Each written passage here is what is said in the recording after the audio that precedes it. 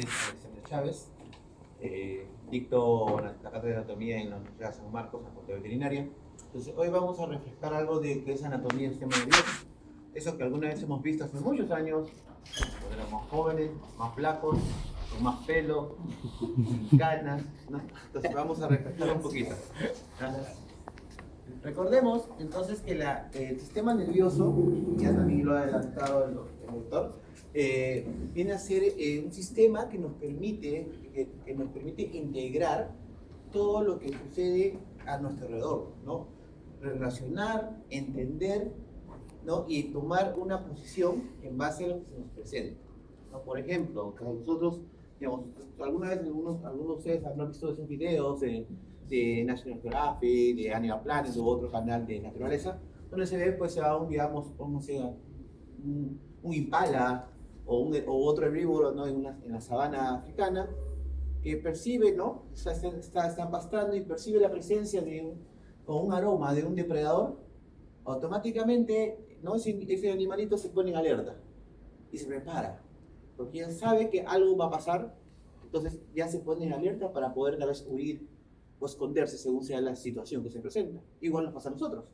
Ahora que lamentablemente pues cada día la inseguridad está horripilante, lamentablemente les ha pasado, no sé, uno llega de trabajo, 7, 8, 9 de la noche, camina, baja del paradero, ¿no? Va hacia su casa y comienza a caminar y en ese es una moto. Automáticamente te aseguras y ya comienzas a mirar, me faltan 2 cuadras, miras de rojito, no creo que es lado. Entonces, el sistema nervioso es lo que nos permite pues, relacionarnos con el entorno, con lo que nos prepara para algo, ¿ya? Nos permite reconocer cosas, o digamos, caminamos, son ya las 2 de la tarde y pasamos por una pollería y viene el olorcito al pollo con el carboncito y si comenzamos a salivar, el estómago comienza, el abdomen comienza a hacer borborismo. Entonces, eso es lo que nos hace el sistema nervioso, ¿no? Nos permite reaccionar ante estímulos que se nos presentan. Entonces, vamos a ver que también relación tiene que ver con lo que son los movimientos, ¿no? Nosotros en el sistema nervioso podemos desplazarnos, ¿no? Que es lo que está hablando el doctor, ¿no? Podemos generar movimientos coordinados que nos permiten, pues, lo que es la locomoción. También tiene que ver con el control de los órganos. No prende esto, no sé. Pero, nos permite también el funcionamiento de los órganos, ¿no? Vamos a ver que tenemos vísceras que trabajan de manera ajenas a nuestra voluntad, ¿no? Pues, digamos, cuando consumimos algo o cuando respiramos, etc. Y como lo que dije al principio, relaciona al individuo con el medio que lo rodea. Eso es muy importante, ¿ya? ¿Qué más? Vamos a ver que el sistema nervioso, como todo sistema del cuerpo, está formado por células. La principal célula que está dentro del sistema nervioso, que es el que nos permite generar todo ese funcionamiento, viene a ser las neuronas. Las neuronas, miren, eso ya lo saben todos, son células altamente especializadas, cuya función pues tiene que ver con la excitabilidad y la conducción de, ¿cómo se llama?, de información, que puede darse pues puede ser a nivel eléctrico o a nivel bioquímico. Vamos a ver que las neuronas reciben información y esa información la van a transmitir a otra neurona, ¿ya? Y eso es lo que es el mensaje que se va a dar. Vamos a ver que el impulso nervioso va a viajar a lo largo de la neurona. Entonces va a ir hasta llegar a un órgano efector, a una célula glandular o una neurona secretora. ¿Por qué? Porque la información es para generar algo, ya sea para estimular o para inhibir algo, generar una función o evitar esa función. Ya eso es lo que va a hacer.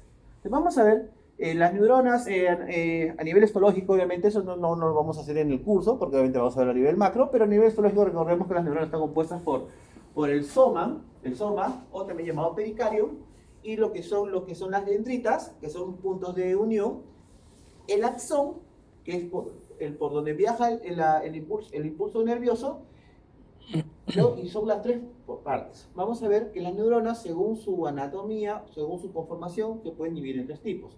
Neuronas multipolares, donde vamos a ver que esta neurona, la información recibe por varios lugares. Una neurona bipolar, donde la información va por 2 lugares. Y una pseudodipolar, que pareciera que solamente recibe por una dirección, no, recibe por dos direcciones, ¿ya? Pseudo unipolar. O sea, igual, las tres cumplen la misma función, recibir información y llevarla a otra célula. Vamos a ver que el axón, que es por donde viaja la información, este axón, vamos a ver que está compuesto está envuelto por unas células, vamos a ver que hay células que van a permitir que esta información viaje a mayor velocidad, que son los oligodendrocitos, que están a niveles de las neuronas, que van a rodear este axón. A rodear este axón, estos oligodendrocitos van a producir una sustancia llamada mielina. Esa mielina es un aislante que permite que el pulso nervioso viaje a mayor velocidad. ¿Ya? Esos son conceptos básicos que hemos visto alguna vez. ¿Ya? Vamos a ver que las uniones de las neuronas pueden variar. Una neurona se puede conectar con otra neurona a través de una dendrita, a través del axón o a través del soma. ¿Cómo se llama esa unión entre neuronas? ¿Se acuerdan cómo se llama la unión entre neuronas? Sinapsis. La sinapsis. Esa sinapsis. Entonces, hay varios tipos de sinapsis, pero cuando hablo de unión, no significa que la neurona se pega a la otra. No, simplemente se acerca hasta una determinada distancia. Esta determinada distancia va a generar un espacio, que es el espacio sináptico. Y vamos a ver que es ahí donde la neurona va a liberar sustancias, las cuales van a ir a este espacio sináptico, los cuales la neurona receptora va a recibir esa información para generar una respuesta. ¿Ya? Una respuesta. Obviamente todo eso es a nivel pues, electrofisiológico. Seguimos. Entonces vamos a ver los tipos de uniones. Tenemos uniones como axodendríticas, el axón con las dendritas. Tenemos unión axoaxomáticas, el axón con el soma. Y tenemos uniones axoaxónicas, entre axones. Algo que hay que tener en cuenta es que a nivel de los axones se van a desarrollar estas pequeñas, como pequeños chuponcitos que se forman, que se llaman espinas sinápticas. Las espinas sinápticas son puntos que sirven para la unión entre neuronas. Cuando genera información, se va a generar una nueva espina sináptica. ¿Qué quiere decir?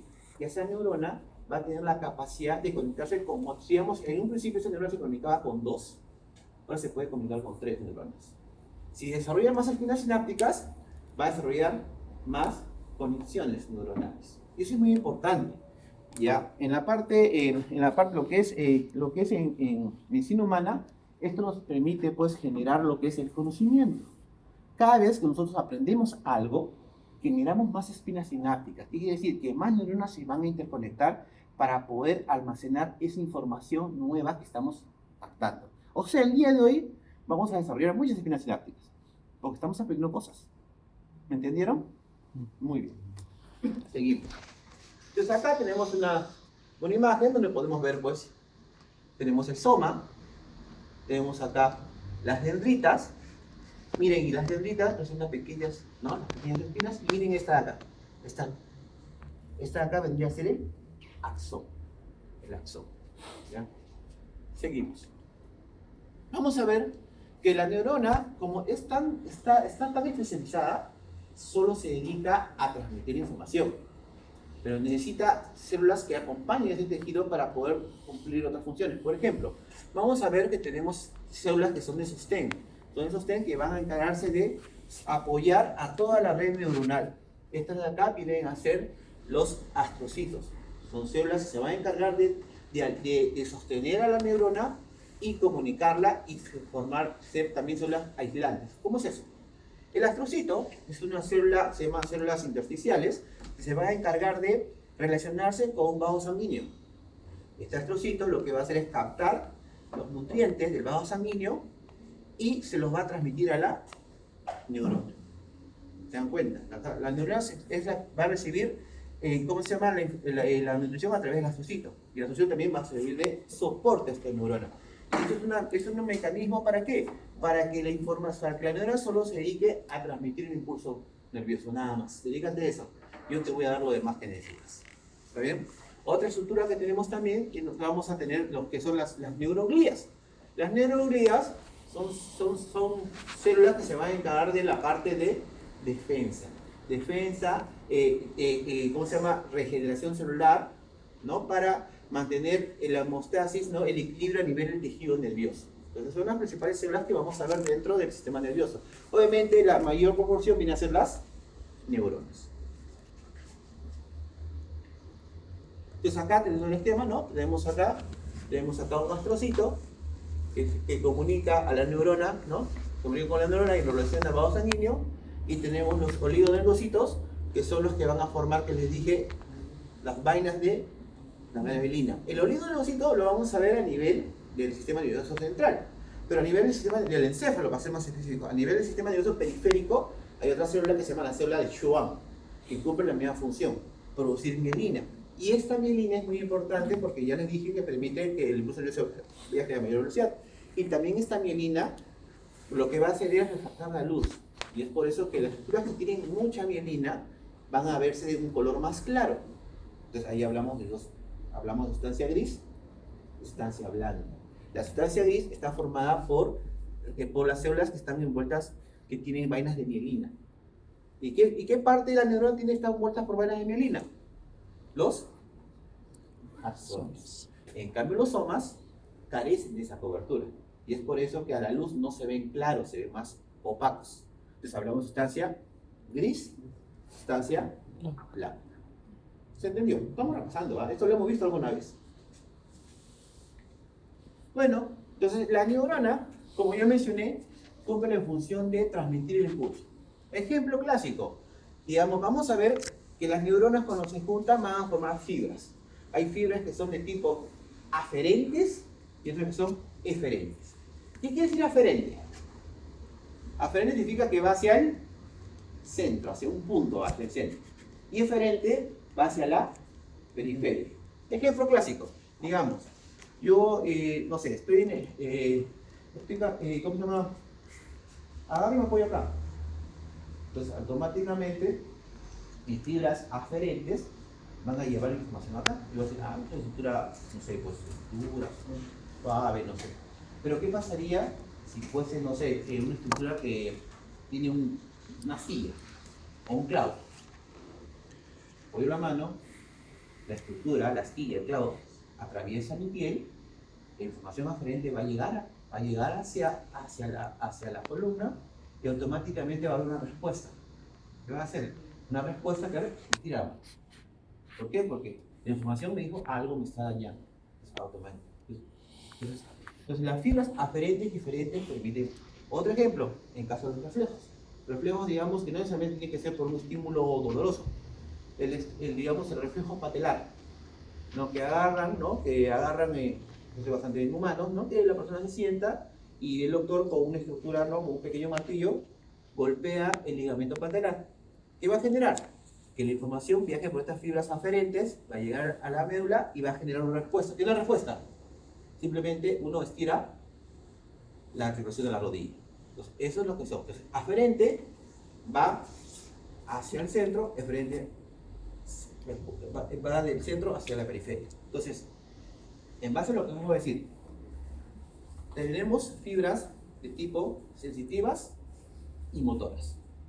Miren ustedes, ¿la fibra aferente será sensitivo o motor? ¿Ah? Sensitivo. Y lo aferente será lo motor, porque lo motor es lo que manda la información al músculo, haz algo, te pateas o te retiras, ¿no? Entonces, aferente sensitivo, eferente motor. Muy bien. Entonces acá, ¿no? Para ver cómo pasa el impulso, en el caso del reflejo del reflejo patelar, ¿no? La información aferente está a nivel de la piel, no a nivel y luego esta información viaja. En algunos casos, esta información, cuando es un poco más compleja, como en el caso del dolor, puede haber a nivel de la médula una neurona intermedia, que es la interneurona. Esta es la neurona aferente, esta es la interneurona, eferente. Entonces, para ir adelantando un poquitito, esto es a nivel de la médula. Tenemos acá entonces la neurona aferente va hacia la parte, llega a la parte dorsal de la médula. Y la neurona eferente o motora sale de la parte ventral. Ya, eso lo hemos visto alguna vez. ¿Ya? Seguimos. Entonces, Anatómicamente, el sistema nervioso se puede dividir en dos tipos: sistema nervioso central, sistema nervioso periférico. ¿Qué quiere decir lo central? Todo lo que está en el eje del individuo, en el eje. ¿Y qué tenemos en el eje? Tenemos al encéfalo. ¿Qué significa encéfalo? Significa dentro de la cabeza. Encéfalo, dentro de la cabeza. Entonces, ¿qué tenemos en el encéfalo? Al cerebro, al cerebelo y al tronco encefálico. ¿Y qué más tenemos en el eje? Que no está dentro del encéfalo. La médula espinal. Y lo demás sería periférico. ¿Cuáles? Los nervios, los pares craneales, los pares espinales, los ganglios periféricos que vamos a ver, y las terminaciones nerviosas, que sean sensitivas y motoras, que ya hemos visto hace un ratito. ¿Está bien? ¿Qué más tenemos? Pero también lo podemos dividir de manera funcional el sistema nervioso. Vamos a ver el sistema nervioso somático y el sistema nervioso visceral. ¿Qué es el somático? Tiene que ver con lo que es la parte motora. ¿Ya? Entonces tenemos nervios motores, los nervios sensitivos, y es lo que hemos visto hace un ratito cuando hablamos de las fibras, ¿se acuerdan? Y la parte visceral tiene que ver con el sistema nervioso autónomo. ¿Por qué autónomo? Porque es algo que es ajeno a nuestra voluntad. O también le dicen sistema nervioso vegetativo. Es por eso que cuando unas personas, por algún accidente, no un accidente cerebrovascular o otro tipo de accidente, simplemente pierden ciertas capacidades, ¿no? Conscientes y entran en coma, ¿no? Dicen también estado vegetal, porque solamente funciona la parte autónoma. Entonces vamos al sistema autónomo, está dividido en dos: sistema nervioso simpático, parasimpático y el sistema nervioso entérico. Entonces veamos, son los sistemas que tienen que ver. Primero vamos a mencionar algo rápido. Entonces, recordemos un poquito más allá, vamos a recordar la parte, cuando alguna vez llevaron un curso llamado embriología, hace muchos años, ¿no? Recuerden que cuando primero viene pues, la célula masculina, se junta con la célula femenina, se da la combinación de gametos, se da la producción, se comienza a dividirse en muchas células, y llega un momento que luego se van a generar tres estripes celulares. ¿Se acuerdan cuáles eran las tres estripes celulares que se forman? El ectodermo, mesodermo y endodermo, de las cuales una de ellas, que viene a ser el ectodermo, es el que va a generar el sistema nervioso. Primero se va a formar una estructura denominada la placa neural, ¿no? Con células del ectodermo. Esta placa neural luego se va a imaginar y va a formar el surco neural. Eso se va a dar en la parte dorsal del nuevo ser. Este surco neural luego se va a cerrar y va a formar el famoso tubo neural, que va a lo largo del individuo, a lo largo. Este tubo neural que va a lo largo, en algún momento va a comenzar, en el polo craneal, va a comenzar a dilatarse, formando unas vesículas, que son las vesículas nerviosas, que se van a dividir en tres vesículas. ¿Se acuerdan cuáles son las vesículas? Prosencéfalo, mesencéfalo y romboencéfalo. Se van a ir, ¿no? Esto es lo que va a generar, se llaman vesículas porque son huecas. Todo esto es hueco, porque es un tubo, ¿no? Volvamos, miren. O sea, la placa, el surco, el tubo. Entonces son huecas, se llaman vesículas. Estas vesículas, el polo craneal, se van a dilatar y van a formar diferentes vesículas, las cuales, a medida que va avanzando con la formación de este nuevo ser, se van a comenzar a dividir en otras vesículas. Y van a formar todo lo que viene a ser el sistema nervioso central. Veamos. Es igual. Entonces, el prosencéfalo, mesencéfalo, romboencéfalo y la médula espinal. La parte que no se dilata forma la médula espinal, la continuación del tubo neural. ¿Ya? Entonces, estas van a dividirse y van a formar. Mira, el prosencéfalo se va a dividir en telencéfalo y encéfalo, el mesencéfalo queda ahí nomás, el romboencéfalo se divide en metencéfalo y el encéfalo, y estas a su vez van a ir en diferentes capas. Recordando, no vamos a buscar porque no es tema, pero para recordar un poquito. ¿Ya? Y lo que queda del tubo neural viene a ser la médula espinal. Entonces, la médula espinal. La médula espinal se aloja, ¿no? Se forma, se ubica dentro del canal vertebral, y vamos a ver que la médula espinal va a lo largo del cuerpo, pero puede variar según el individuo. Vamos a ver que la médula espinal, a medida, en algunos segmentos, esta médula espinal se va a aplanar y ensanchar. ¿Y cómo se llama cuando se aplana y se ensancha? Se llama intumescencia.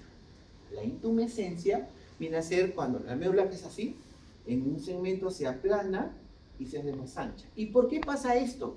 Porque esta médula va a generar fibras nerviosas de gran longitud. ¿Y dónde se da ese proceso? Se va a dar en la región cérvico-torácico y en la región lumbosacro. ¿Y por qué justo ahí? Porque justo ahí coincide con las extremidades, tanto el miembro torácico como el miembro pélvico. ¿Por qué? Porque de ahí van a salir los nervios que tienen gran longitud, que tienen que llegar desde la médula hasta la última parte del dedo del individuo, ya sea de la mano o del pie. Ya se llaman intumescencias. Entonces vamos a ver, ¿no? Cómo va variando el diámetro y ciertas características de la médula espinal. Miren cómo es cuando recién emerge a nivel del par cervical 1, par cervical 5, a medida del par cervical 8, acá se ha hecho más grande, y luego en la parte torácica se hace más checo, más pequeño, y en la parte lumbar vuelve a agrandarse. ¿Por qué? Porque estas dos zonas tienen que ver, están relacionadas a las intumescencias. ¿Ya? Vamos a ver que el encéfalo, como ya mencionó un compañero por ahí, se encuentra dentro de la bóveda craneana, y esta bóveda craneana como alberga un órgano muy importante, entonces tiene que tener protección. Tiene dos tipos de protecciones, tiene una protección ósea y una protección laminar. La protección ósea lo va a dar obviamente los huesos de la bóveda craneana, no el frontal, parietal, temporal, occipital, y entonces la base, no el efenoides, etc. Pero también tiene membranas que lo van a proteger a lo largo de toda la parte del eje. Tenemos entonces que son las famosas meninges. ¿Cuántas meninges tenemos? 3 meninges. La dura madre, la más externa, o también llamada paquimeninge. ¿Y por qué se llama dura madre? ¿Por qué se llama paquimeninge? Paqui significa grueso, es más gruesa. ¿Ya? Luego tenemos el aracnoides, que recibe el nombre de aracnoides. ¿Por qué? Porque por ahí van a viajar los vasos sanguíneos que van a encargar de irrigar. Y esa ramificación de vasos sanguíneos da la imagen de una telaraña, ¿no? Aracnoides. Y la más íntima es la pía madre. Hay espacios que nos sirven también, tienen mucha relevancia. Por ejemplo, entre el hueso, recuerden que el hueso está envuelto por una membrana que se llama el periósteo. Entre el periósteo y el hueso del cráneo y la dura madre hay un espacio. El espacio, ¿por qué se llama epi? Epi significa sobre la dura madre. Y este espacio es muy importante. ¿Por qué?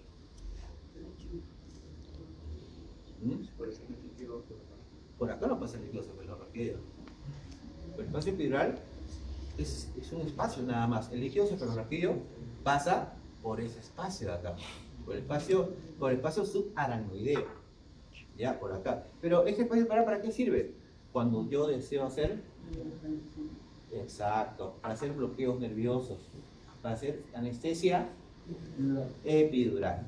¿Y dónde se hace la anestesia epidural? Se suele hacer, ¿no? En zonas donde hay mayor espacio epidural.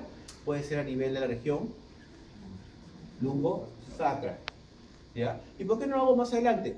¿Por qué no lo hago en la región, no sé, tóraco lumbar?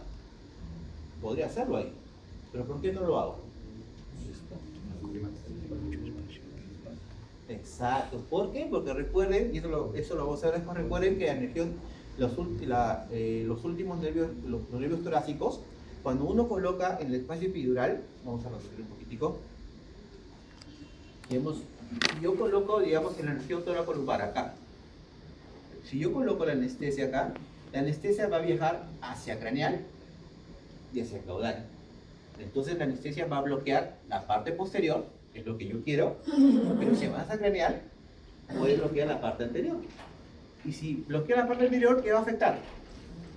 Los nervios torácicos que van a inervar a los músculos torácicos que tienen que ver con la respiración. Por eso, ¿dónde pongo la anestesia epidural? Acá, pero está muy atrás. No, les dije, la anestesia va a viajar también hacia craneal y va a bloquear la zona que yo quiero para trabajar. ¿Me entendieron? ¿Sí? Vamos a ver. Entonces, para eso sirve ese espacio. Luego, entre la dura madre y aracnoides hay un espacio llamado espacio subdural. Y entre la aracnoides y la pía madre está el espacio subaracnoideo, que es por donde viaja el líquido cefalorraquídeo. O sea, si yo quiero sacar una muestra del líquido cefalorraquídeo, tengo que llegar a este espacio.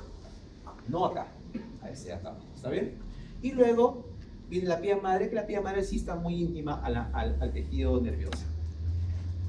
Entonces acá, esta imagen para poder tener en cuenta de la bóveda craneana, ¿no? Vamos a ver que las meninges, especialmente la dura madre,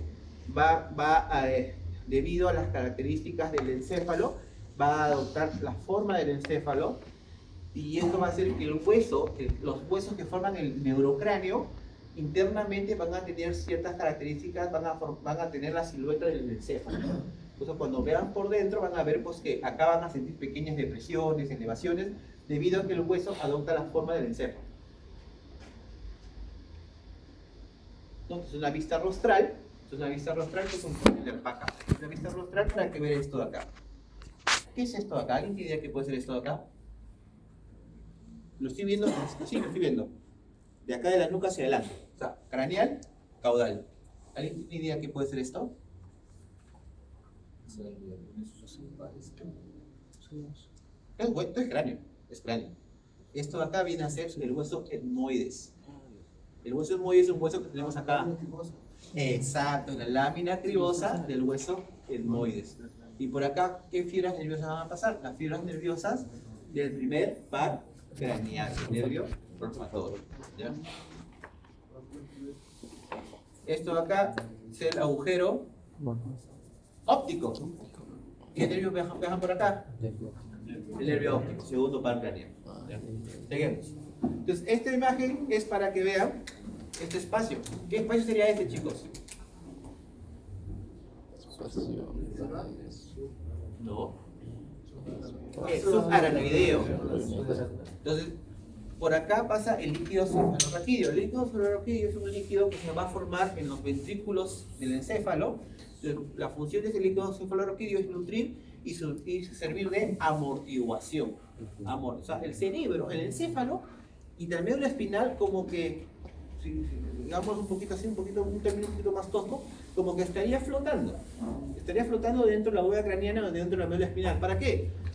Así cuando este individuo recibe un golpe, este líquido lo que va a hacer es amortiguar. Esa es la función, amortiguar. ¿Ya? Igual, vemos acá en el caso de la médula espinal, envuelto por las meninges, ¿no? También es aislado por las meninges y también presenta pues líquido cefalorraquídeo. Por eso de acá más o menos saco las muestras, ¿no? Y como será, igual, acá está. Esto de acá viene esa parte de acá. Y acá está la médula. Igual los espacios. Entonces, qué estructura forma el líquido cefalorraquídeo? Lo forman estas estructuras que son pequeños vasos que se llaman los famosos plexos coroideos. Los plexos coroideos son ovillos de vasos que van a filtrar el plasma y ese plasma que se filtra viene a ser el líquido cefalorraquídeo. ¿Dónde se produce? Se produce a nivel de esta zona y se conoce como el ventrículo lateral, a nivel del tercer ventrículo, a nivel del cuarto ventrículo. ¿Ya? Vamos a verlo en otra imagen mejor. Entonces, volvamos acá. Mencionamos que el tejido nervioso está formado principalmente por las neuronas. Tenemos, la neurona se divide en soma y axón, lo más importante, soma y axón. ¿Qué mencionamos? Que en el caso de los axones, al estar envueltos por los oligodendrocitos que producen mielina, reflejan la luz, por lo tanto se ve de color más blanco. Entonces, divide al sistema nervioso en dos zonas, en la famosa zona o sustancia gris, sustancia blanca. O sea, entonces en este caso, la parte periférica está formada por qué parte del axón. ¿Por qué parte de la neurona? Perdón, ¿por qué parte de la neurona? Por los somas. Y la parte central por los axones. Los axones, como ya les mencioné también, los axones permiten que pase el impulso nervioso. O sea, permite que se hagan conexiones. Entonces, vamos a ver que hay, digamos, acá están los cuerpos neuronales. Este cuerpo neuronal genera una información que va a viajar por el axón y va a ir hacia toda esa parte de acá. Los axones, como transmiten la información, reciben el nombre también de tractos. Entonces, vamos a ver que hay tractos que están dentro de un hemisferio. Entonces, se conocen como tractos de asociación. Se asocian dentro de un hemisferio. Vamos a ver que la información también puede viajar de un hemisferio a otro hemisferio. Entonces, se conoce como tracto comisural. Cuando pasa de un hemisferio a otro hemisferio. Y también información puede pasar del encéfalo a los nervios espinales. Porque los nervios, cuando ustedes han hecho anatomía o han hecho cirugía, alguna vez han visto un nervio. ¿El nervio de qué color es? Blanca. Entonces, ¿por qué está formado?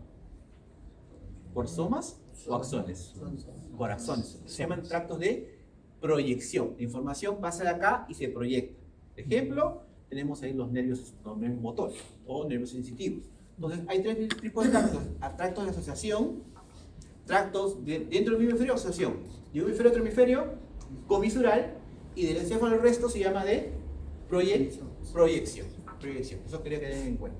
¿Ya? Vamos a ver también que el sistema nervioso pues, ha ido desarrollándose con el tiempo, ¿no? con la evolución del individuo, y debido a la evolución, al desarrollo, vamos a ver, los anatomistas, ¿no? dividen a la parte de la corteza en tres tipos, en paleopaleo, arquipaleo y neopaleo. Ya no vamos a continuar mucho porque eso ya es un poquito más puntual, pero vamos a ver que eso ha hecho que el sistema se vaya desarrollando y vaya generando, pero la bóveda craneana no va a desarrollar por la parte biofísica. O sea, yo tengo mucha masa cerebral, mi cabeza no va a crecer tanto porque mi cuerpo no va a poder ser capaz de sostener la cabeza. Entonces, ¿qué ha hecho el sistema nervioso para poder adaptarse a eso? Simplemente ha comenzado a desarrollar estructuras como estas, que son las famosas circunvoluciones o giros que le dicen.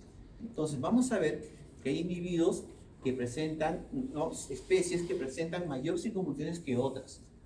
Ahí se habla de que hay dos tipos de cerebro según las circunvoluciones. Hay encéfalos que son girencefálicos y cerebros que son lisencefálicos. ¿Qué es el girencefálicos? Que presentan giros. Y lisencefálicos que carecen de giros. Ejemplo, que es un lisencefálico, las aves. Entonces, si ustedes agarran un pollo, lo disecan, ven el cráneo y van a ver que el cerebro es completamente liso. De ahí viene el término, pues, ¿no? que usamos de manera coloquial, cerebro de pollo, te dicen. Porque se supone que se da a entender de que tiene menor masa encefálica, por lo tanto es un individuo, pues, no muy hábil o astuto, como quieran decir. ¿Ya? Entonces, vamos a ver, entonces, ahí tenemos dos, girencefálico y lisencefálico. Nosotros y los animales que vemos en la clínica, que son los felinos y caninos, que es la frecuencia, ¿qué son? Girencefálicos. Ya, seguimos. Entonces, acá tenemos la imagen de un cerebro de dos especies, tenemos de un canino y de un felino. Vamos a ver un detalle acá, chicos. Vamos a ver, entonces, es una vista dorsal, solamente vemos dos partes. El encéfalo, lo mencioné, tiene tres partes. Está formado por el cerebelo y el tronco cefálico. El tronco cefálico es la parte ventral, por si no lo veo en esta vista. Entonces, vamos a ver acá, miren. Entonces, todo esto acá es el cerebro, y vamos a ver que el cerebro, como no tiene cefálico, presenta surcos y giros. Entonces, estos son surcos. Estos de acá se llaman fisuras. Tenemos dos grandes fisuras. Esta fisura, que separa un hemisferio de otro hemisferio, que se llama la fisura longitudinal. Y esta otra fisura, que es la fisura transversal, que separa al cerebro del cerebelo. Y este es un surco cruzado. Hay más surcos, sí, pero mayormente solamente en anatomía vemos los más desarrollados, porque eso es más la parte de neurociencia, etc. ¿Ya? Les vamos a ver igual, acá se reconoce igual, fisura longitudinal, fisura transversa y surco cruzado. Y miren acá, este cerebro es de un felino. ¿Ven alguna diferencia entre el felino y el canino? Sí.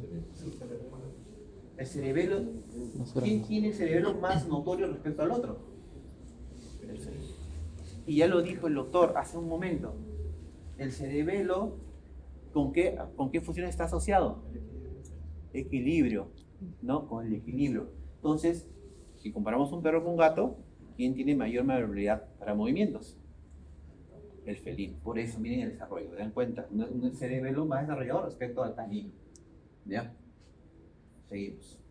Bueno, también el cerebro también pues lo dividen en lóbulos. Creo que en otra imagen está. ¿Qué lóbulos tenemos? Lóbulo frontal, lóbulo parietal, temporal y occipital.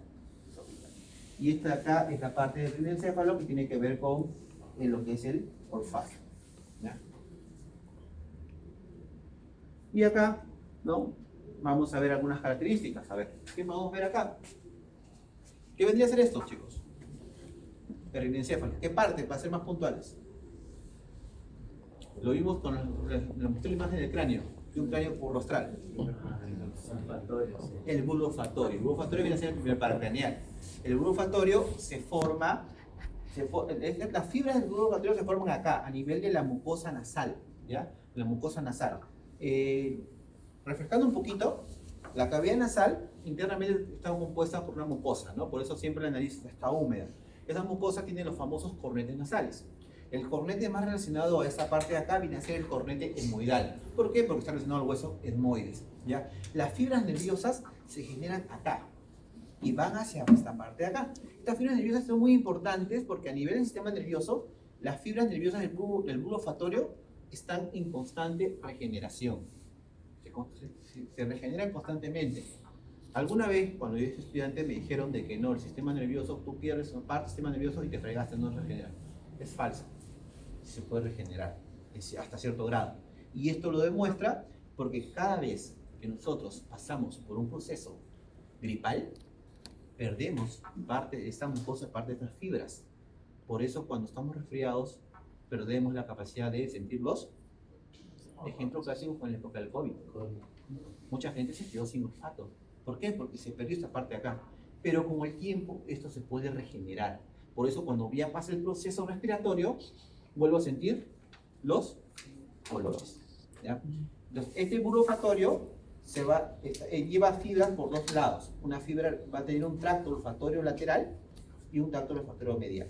Vamos a dejar por acá. Acá en esta imagen tenemos esta estructura, que es el segundo par craneal. ¿Cuál es el segundo par craneal? El nervio óptico. Luego tenemos por acá este surco que separa a los tractos olfatorios, al tracto olfatorio del cerebro, se conoce con el nombre del surco rinal. Surco rinal, ¿ya? Esta parte de acá se conoce como el lóbulo piriforme. ¿Ya? Vamos un poco más hacia el caudal, tenemos acá pues el cerebelo. Acá podemos ver dos partes del cerebelo, esta parte que se conoce como lóbulo lateral y esta parte de acá, que miren la forma de esta. ¿Qué parece? Vamos a verlo así nada más. Solamente esa parte. Esto acá. ¿Qué parece? ¿Un cuerno? ¿Qué más? ¿Ustedes cuando han visto videos de comida de la selva? Al suri, ¿sí o no? ¿Qué es el suri? Gusano. Vos le dicen esto, le dicen gusano. O le dicen el vermes también, ¿no? Gusano. ¿Ya? Esta parte de acá vendría a ser parte del tronco cefálico. Tenemos acá esta parte más craneal, tenemos al puente, y esta de acá viene a ser la parte de las pirámides. En otra vista lo vamos a ver mejor. Y de acá nacen pues los demás pares craneales. El quinto es el trigémino, es el más grande, ¿no? Porque si bien tres ramas, ¿en qué ramas se divide el trigémino? ¿Se acuerdan? Una rama oftálmica, ¿no? Una rama oftálmica, una rama maxilar, una rama mandibular. Luego viene el sexto, que es el nervio abductor o abducens. El séptimo, que es el nervio facial, muy bien. El octavo, ¿cuál es el octavo? Vestíbulo coclear, muy bien. El noveno, que es el glosofaringio. El décimo, como decían en la universidad, vagos, ¿no? El onceavo, que es el accesorio, y el onceavo, que es el hipogloso. Muy bien. Entonces, igual, para conocer igual, el bulbo olfatorio, el tracto olfatorio, el surco rinal, tenemos el nervio óptico, ¿no? Igual vemos acá la parte del lóbulo lateral cerebeloso, el gusano, vermes, ¿no? Tenemos acá el puente. En el caso del gato, ¿no? Esta imagen era para qué? No, para ver pues no la dimensión pues, del cerebelo en este animalito es grande. Un detalle. En el caso de las meninges, cuando hablamos de meninges, yo le dije que la duramadre adopta, al igual que el hueso, la silueta del encéfalo. Vamos a ver que la duramadre a este nivel, a nivel del surco longitudinal, bueno, no sería surco, sería fisura longitudinal, se impagina la duramadre. Entonces, si yo saco al cerebro así por hemisferios, saco un hemisferio del cerebro, voy a ver que la duramadre va a formar una silueta así, dentro de la fisura longitudinal, que se conoce como la O del cerebro. Y La dura madre también, a nivel del surco transverso, se invagina por acá, se mete por acá, formando lo que es tiene el cerebelo o el tentorio. El tentorio viene a ser simplemente la dura madre que se mete en el surco transverso para separar el cerebro del cerebelo. ¿Ya? Seguimos. Bueno, esta es una vista ventral para ver de manera resumida lo que es el bulbo olfatorio. Tenemos el surco renal con los tractos. Acá, a este nivel, vamos a ver en esta imagen de acá. No, el surco renal, como yo mencioné, tiene dos tractos, un tracto lateral y un tracto medial. En los encéfalos, acá la separación de ambos tractos va a formar como una estructura media triangular, que se conoce como el trígono olfatorio. Ya eso vamos a ver si se puede ver con cerebros. Luego tenemos el quiasma óptico, de donde nacen los nervios ópticos. Pero antes de estos nervios ópticos eran tractos ópticos. ¿Por qué tractos? Porque están formados ¿por qué se llaman tractos? ¿Por qué están formados? ¿Por qué parte de la neurona? ¿Ah? Por acciones. Entonces, los tractos ópticos salen por acá, se cruzan y luego nacen los nervios ópticos. Pregunta: si se cruzan estos tractos, ¿qué tipo de comunicación están formando acá? Hablamos de asociación, proyección y comisural. Una comunicación, ¿no? Comisural. Es un tracto comisural. Luego, acá debería haber una estructura glandular, una estructura muy importante, que se llama la glándula hipófisis.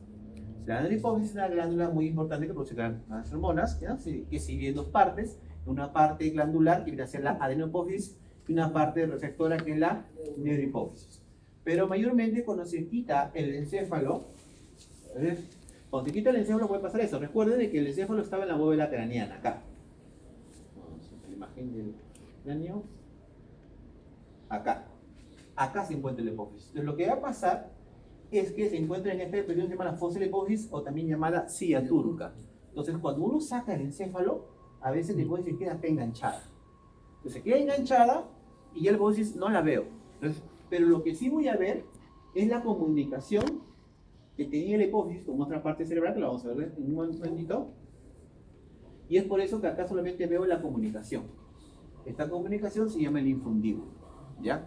Que viene a ser una estructura que lo asociaba a otra estructura, que lo vamos a ver en una vista sagital. Detrás si estuviera acá la hipófisis, lo que sigue atrás vienen a ser los cuerpos mamilares. Cuerpos mamilares. Detrás de los cuerpos mamilares ya van a formarse el tercer par craneal, que es el nervio. ¿Se acuerdan qué nombre tenía el tercer par craneal? El óculo motor. El tercer par craneal es el óculo motor. Todos estos de acá salen de la parte ventral del tallo encefálico, pero este de acá sale de la parte dorsal. Este de acá viene a ser el cuarto par craneal. ¿Cómo se llama el cuarto par craneal? El patético o troquear. Patético o troquear, cuarto par craneal. Acá tenemos, después de esto de acá también se conoce como pedúnculo cerebral, y luego ya toda esta parte de acá viene a ser el puente. Se llama puente porque va de un lado a otro. Eso quiere decir que el puente también es un tracto de tipo comisural. Y del puente nace el quinto par craneal, el más grande, el gemelo. Luego ya acá tenemos, pasando el puente, tenemos esas dos estructuras que se conocen como los cuerpos trapezoides. Los cuerpos trapezoides van a salir, ¿qué pares craneales? Va a salir el séptimo y el octavo par craneal. Y entre los cuerpos trapezoides se encuentran estructuras alargadas y medias agudas en la parte caudal, que vienen a ser los cuerpos piramidales. Y de acá salen, pues ya sale el noveno, décimo, onceavo y doceavo. Este es el nervio onceavo, el espinal. ¿Ya? La vista ventral. Si lo vemos de manera sagital, vamos a ver que acá hay otra comunicación que va de un hemisferio a otro hemisferio, o sea, otro tracto comisural. Ese es el principal tracto comisural que viene en el encéfalo, que viene a ser el cuerpo calloso. El cuerpo calloso viene a ser una estructura formada por axones, por eso si ustedes lo ven en esta imagen, miren, se ve de color blanco, está formado por axones. Entonces Entonces, el cuerpo calloso lo que permite es la comunicación interhemisférica. El cuerpo calloso, como se dan cuenta, parece compacto, pero no es compacto. Adentro tiene una pequeña cavidad interna, que aquí hay una membrana que separa un hemisferio de otro hemisferio. La membrana que separa acá se llama la membrana pelúcida o septum pelúcido, que separa un lado de otro. El cuerpo calloso tiene una parte craneal que se conoce como el genus o rodilla, y la parte ventral viene a ser la parte del fornix. Entonces vamos a ver que acá, si yo rompiese esta membrana que separa la parte interna del cuerpo calloso, me voy a encontrar una gran cavidad. La cavidad que está dentro del cuerpo calloso viene a ser el ventrículo lateral, que son dos, porque tenemos dos hemisferios. Entonces, ¿y qué vamos a encontrar dentro del ventrículo lateral? Dos cosas muy importantes. Una ya la mencioné, que vienen a ser unos ovillos de vasos. Los plexos, o sea, acá comienza a formarse, ¿qué cosa? El líquido, pero hay algo más también, hay algo más. Vamos a verlo en esto. Acá no se ve, acá se cortó, acá no se nota en esta imagen, pero acá hay algo más, ¿ya? Hay algo más acá, que es una estructura dentro del cuerpo calloso, dentro del ventrículo lateral, hay una estructura así que se eleva y se enrosca, como si fuese el cuerno de un carnero, así. Se eleva y se enrosca como si fuese el cuerno de un carnero. ¿Cómo se llama eso? Se llama el famoso hipocampo o astalamón.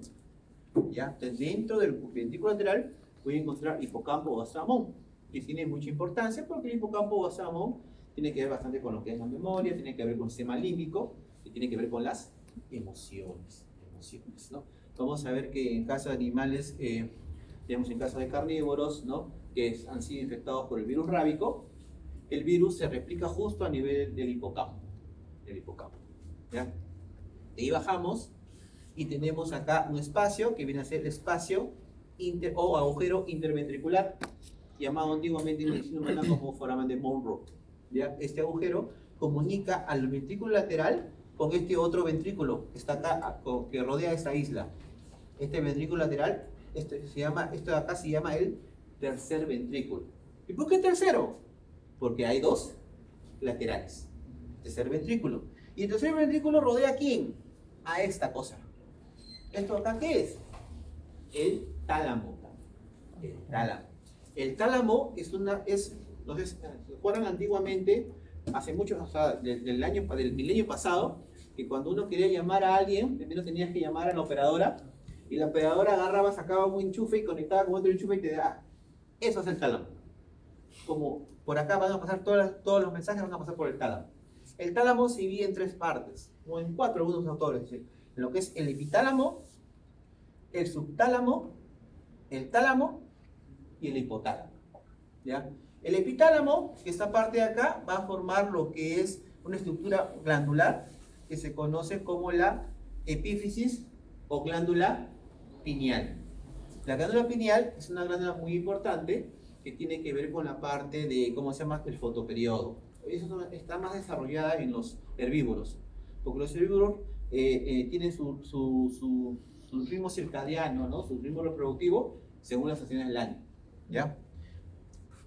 El tálamo, que ya mencioné, el hipotálamo que está por acá tiene que ver relacionado con esa parte que vamos a ver un ratito, que son los ¿cómo se llama?, hipogeniculados. Y el hipotálamo, que no se ve, pero el hipotálamo es la pared del tercer ventrículo, el hipotálamo. El hipotálamo es muy importante porque el hipotálamo es una zona glandular. Para ser más puntuales, es neuroglandular. ¿Qué quiere decir? Que el hipotálamo va a producir hormonas que son precursoras de hormonas. ¿Cómo es esa cosa? Yo les dije que acá había una glándula. ¿Qué glándula debió estar por acá? La hipófisis.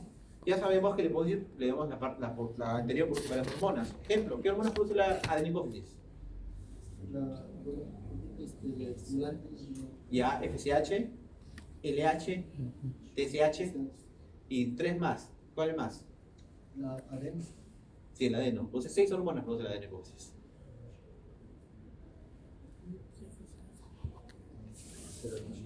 ¿Ah? No.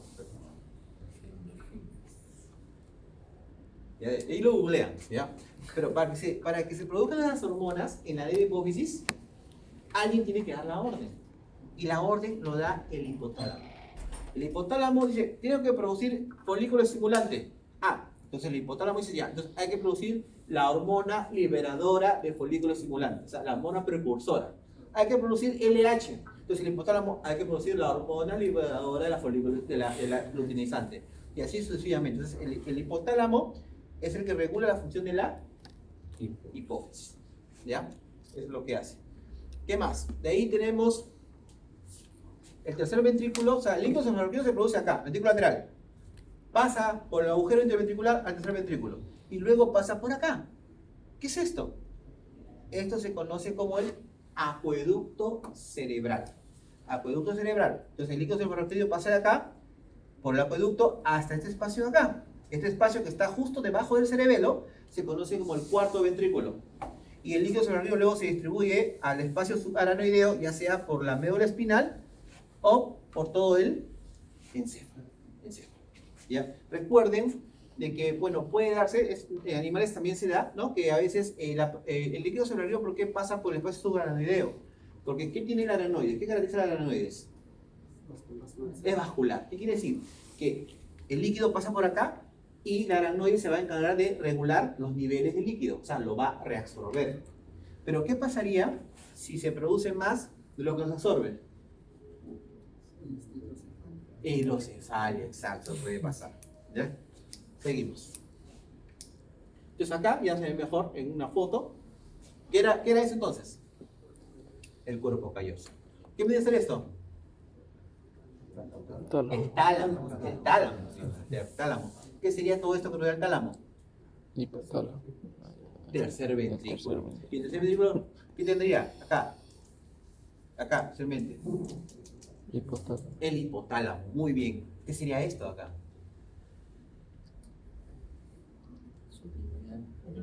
La glándula pineal. ¿Qué es esto?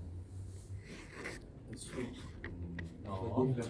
El acueducto cerebral que comunica al tercero con el cuarto ventrículo. ¿Ya? Esto de acá, este agujero que se ve acá, vendría a ser el infundíbulo, que comunicaba al hipotálamo con la glándula hipófisis. Entonces, acá en esta imagen hemos sacado esto, miren. Hemos hecho esto. Todo esto de acá, todo esto, lo he sacado. Solamente me quedo con esa parte de acá. ¿Para qué? Para ver la parte dorsal del tallo encefálico, vamos a ver acá esto de acá. Estas cositas de acá se conocen como los cuerpos geniculados. Los cuerpos geniculados están asociados a dos sentidos. El cuerpo geniculado lateral está relacionado al sentido de la vista y el cuerpo geniculado medial está relacionado al sentido del oído. De ahí tenemos los colículos. Tenemos un colículo anterior y un colículo posterior. El anterior también está relacionado con la vista y el posterior está relacionado también con el oído. ¿Ya? Esta parte de acá vendría a ser la parte dorsal del acueducto cerebral y acá estaría pues el cuarto ventrículo. ¿Qué es estas? Son estas fibras de acá, miren.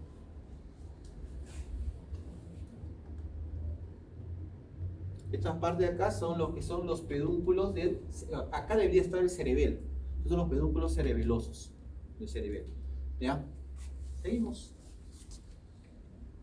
Bueno, acá están los pares craneales que hemos mencionado y las funciones que tienen. Por ejemplo, el primer par craneal, que es el olfatorio, ¿qué función tiene?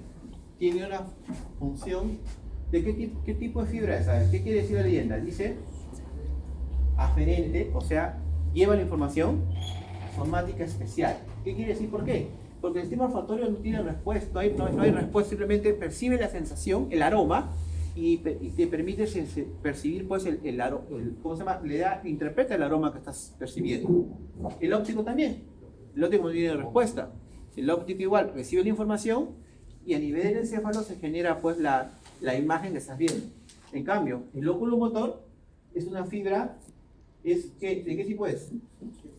Eferente somática. ¿Por qué eferente? Porque el lóculo motor tiene que ver con los movimientos del globo ocular. Toda la información va hacia afuera, eferente.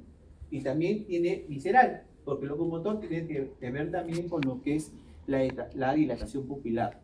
Entonces tenemos el nervio troclear, ¿no? Función que es somática diferente.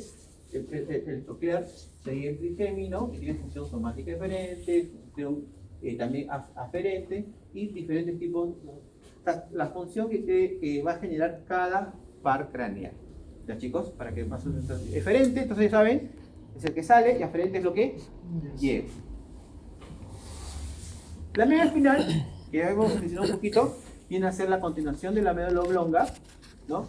Y va a terminar, va a llegar, depende de la especie, puede llegar hasta la última parte de la columna vertebral, que viene a ser hasta la región lumbar, y hay otros que acaban antes. Vamos a ver. Entonces tenemos acá la médula espinal, ¿no? Que se divide en segmentos según la parte del cuerpo. Digamos, la primera porción viene a ser la porción cervical, la porción torácica, la porción lumbar y la porción sacra. ¿Qué viene a ser esta parte que están de color verde? Las intumescencias, ¿no? Que ya saben que es un ensanchamiento debido a la generación de grandes nervios, no nervios muy largos. ¿Ya? ¿Ya? Entonces tenemos acá la médula espinal, está dentro de la viaja por el canal vertebral, ¿no? Se divide en dos, a diferencia del encéfalo, donde la parte externa está formada por sustancia gris, o sea, la corteza cerebral está formada por sustancia gris y la médula por sustancia blanca. Acá se invierten los papeles. Acá la corteza de la médula está formada por sustancia blanca y la parte central está formada por sustancia gris. ¿Por qué? Porque de acá tienen que hacer las fibras nerviosas. Las fibras nerviosas son axones, entonces por eso está la parte periférica. La parte dorsal está formada por fibras de tipo aferentes, o sea, de tipo sensitivas, y la parte ventral está por fibras eferentes o motoras. Pero cuando nacen, hay una asta dorsal, una asta ventral, salen las dos fibras, y antes de salir de las meninges como tal, se juntan, formando un nervio mixto. O sea, este nervio tiene tanto fibras motoras como fibras sensitivas. Y luego este nervio emerge y se va a ir en una rama dorsal, que mayormente es corta, porque la rama dorsal solamente se encarga de la parte de los músculos epaxiales, o sea, que están sobre la columna, y la parte ventral es la que va a llegar ya sea hacia el piso del tórax, del abdomen, o hacia las extremidades. ¿No? Entonces, igual es un gráfico para ver, ¿no?, las astas dorsales, astas ventrales, y recuerden toda esta parte de acá, vamos a ver que están formados por sustancia gris, sustancia blanca. Un detalle importante que hay que mencionar es que los cuerpos neuronales, ya sean en el encéfalo o en la periferia, se van a agrupar, se van a juntar. Cuando se juntan los cuerpos neuronales, se forman los famosos núcleos. Los núcleos son lugares donde se donde se juntan los cuerpos neuronales y van a tener una función determinada. Y eso podemos hablar el doctor más adelante. Entonces, los núcleos se llaman en el nivel del encéfalo, pero también los somas se pueden agrupar también en la periferia, como ejemplo acá. Acá se forma un núcleo. Pero acá, cuando está en la periferia, no se llama núcleo, se llama el nombre de ganglio. ¿Ya? Entonces, ¿qué son los núcleos o ganglios? Son acumulaciones de somas. Si está dentro del encéfalo, núcleo. Si está afuera, se llama ganglio. ¿Ya? Ganglio. ¿No? Y miren, como mencioné, varía dónde termina la médula. Por ejemplo, acá la médula, mira, llegó hasta la cavidad del hueso sacro. ¿En qué especie es esta? Un felino. Acá, no, miren, llega solamente hasta el inicio de la última, de la L7. Este de acá es de un canino. Acá, en este animal, no llega a la zona sacra, pero parcialmente ya llega hasta el límite. Este es el caso de un porcino, el caso de un bovino, y el caso de un equino. Y con eso terminamos el repaso.